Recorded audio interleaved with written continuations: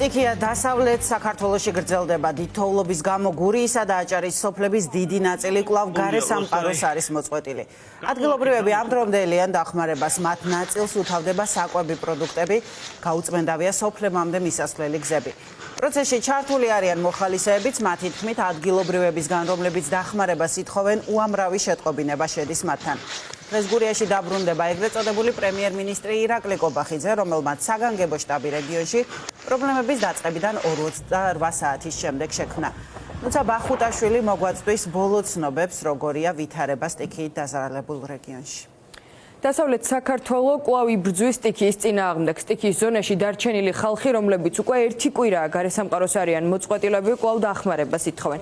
ადამიანები დიდთოვლობის გამო სახლიდან ცენტრალურ გზებზე გასვლასაც კი ვერ ახერხებენ. ასობით ოჯახს ისევ მიეწოდება ელექტროენერგია და ბუნებრივი აირი. ეწურებათ საკვების მარაგები და მედიკამენტები, რაც მათთვის სასიცოცხლოდ მნიშვნელოვანია.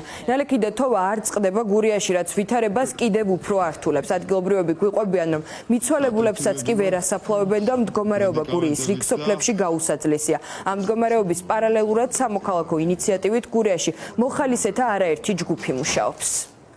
საქმეა ელემენტარული გზა რო რაღაცა წამლიზა მაინც რო წევიდეთ, ხო შეიძლება ერთი კვირაა ჩაკეტილები ვარ. სოფელში მიცვალებულია და გადავდეთ მაგის გულობისთვის კიდო დასაფლავება. სამარეს ვერ ვაგნებთ, სადავასაფლავოთ ადამიანებს. აი მაგას თავი დავანებოთ, რაც გავაჩერებთ კიდევ არა.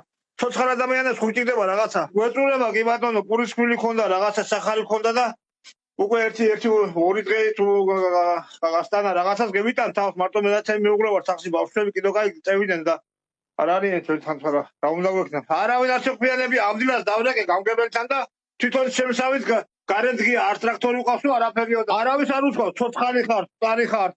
რა ხართ არავის არ უკითხე არაფერი. წამლები ნიმესილიც არ მაქვს რომ დავლიო მეშინია რომ შეტევები მომცეს არაფერი არ მაქვს წამლები. პროდუქტი კიდე რა ვიცი დედა, რა ვიცი ახანე ვინ რას მომაწვდის ღმერთის წყალობით ეგება გზა გათოლონ და რაც ხა ეგება გამოშდეს მე. ჯერე ისედაც დასახლება არ ვართ ისე ახლოს, აგერ ჩემს ქვემოთ იქანე სამი ბავშვი ყავს იმ გოგოს.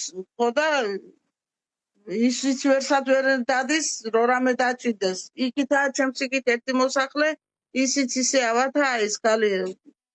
ხო და ისიც ისე ყველა ჩაკეტილები ვართ ამ გზის გამო.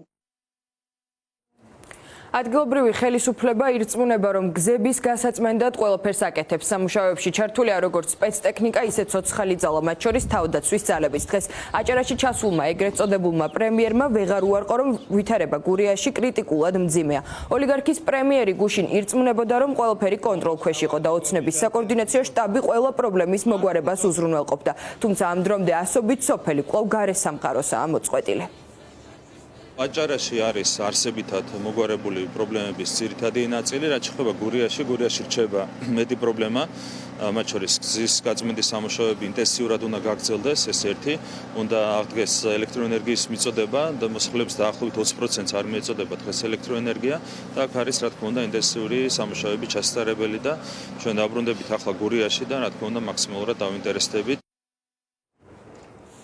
სტიქიის ზონაში მოქალაქეები მხოლოდ მოხალისე მაშველების იმედად არიან დარჩენილები. სამოქალაქო ჯგუფების მიერ შექმნილ შტაბებში ასობით ზარი შედის, სადაც ადამიანები დახმარებას ითხოვენ. ყველაზე მეტად მოსახლეობას საკვები და მედიკამენტები სჭირდებათ. ერთკვირიანი დიდთოვლობის შედეგად თითქმის ამოწურული აქვთ ყველანაირი მარაგი.